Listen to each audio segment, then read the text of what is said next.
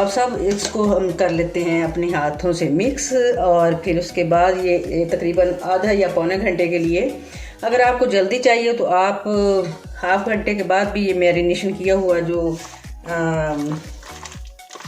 Chicken है वो आप बना सकते हैं। लेकिन अगर आपके पास थोड़ा सा टाइम ज़्यादा है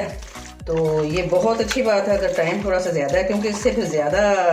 टाइम जब मैरिनेशन को मिलता है तो ये इसका टेस्ट बहुत ज़बरदस्त आता है। तो अब हम इसको मैरिनेट करके, तो हमें क्योंकि जल्दी चाहिए तो इसलिए हम तकरीबन आधे पौने घंटे के बाद इसको इस्तेमाल कर लेंगे। चलें जी, ये मैरिनेट अच्छे से हो गया है। तो अब हमने 1 कप ये ऑयल लिया है, तो इसमें अब हम कढ़ाई में ये कुक करते हैं।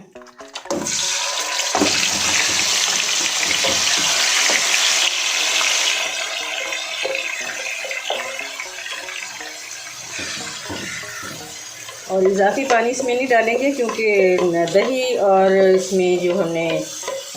डाली है और अदरक लहसुन का जो पेस्ट लिक्विड फॉर्म में हमने इसमें ऐड किया है, तो उसकी वजह से काफ़ी पानी होगा जिसमें ये अच्छे से चिकन हमारा